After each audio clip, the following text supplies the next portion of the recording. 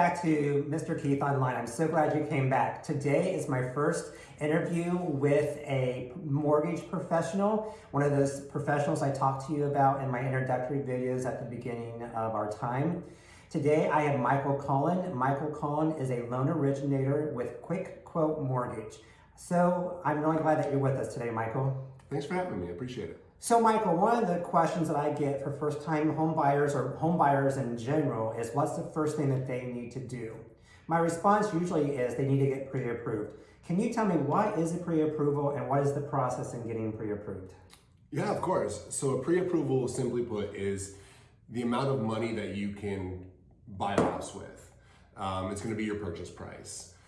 Every lender pretty much has the same pre-approval process, but as you start to think about getting pre-approved, the first thing you want to do is have your financial documents ready to go. Think of it in twos. 2 years tax returns, 2 years of your W-2s, 2 months bank statements, and 2 of your most recent pay stubs. From there, you're going to complete your lender's application. Part of that will be document submission. The next part is going to be your credit check. Credit is extremely important. Lenders have to know what your credit is before they can tell you how much money you can comfortably spend on a house. All right, great, thank you. So Michael, you just talked about credit. Is there a minimum credit score that somebody needs to be able to apply for a loan and get a loan? And why is credit so important? Great question. I'm going to start with the second part of that first. Credit is extremely important. You can think of it as a number that represents your trustworthiness to be able to pay back a loan. The higher the number, the more trustworthy you are. With that being said, each loan product is going to have its own credit requirements.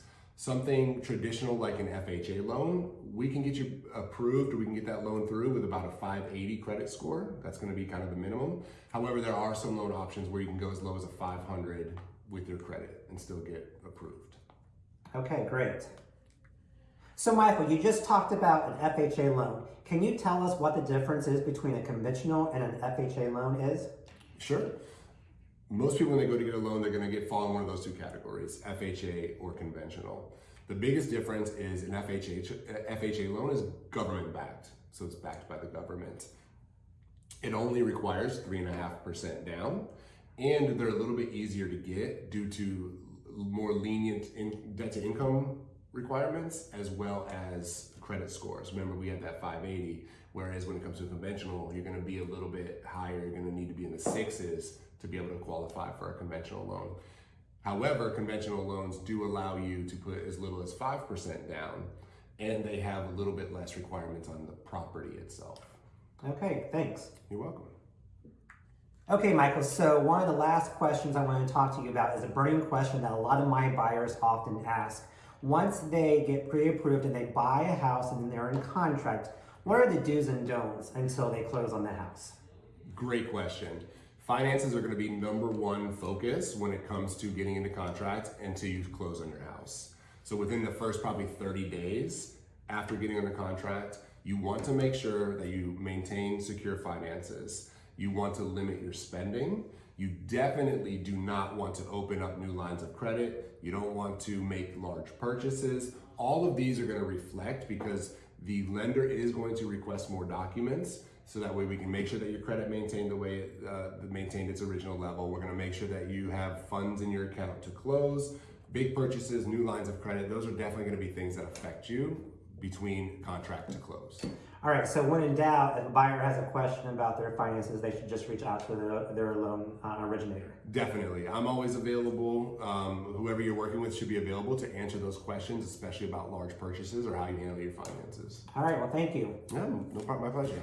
Michael, you've given us some great information today. I really appreciate you being with us here today. Do you have any words of wisdom that you can leave us with? Yeah, of course. In today's market, people don't realize that it is a buyer's market. People are so rate conscious and they're afraid of high interest rates. But I would like to say, now is the time to buy a house. Word of advice that I give everybody, marry the house and date the rate. The rates are going to change. You can always refinance later, but that dream home that's right there for you might not be there next time. That's great information. Thank you so much. You're welcome. Thanks for having me. Well, thanks for joining us today on Mr. Keith Online. I hope that you got some great information from a loan officer. I just invite you to come back often to hear more about the real estate process. I'll see you tomorrow.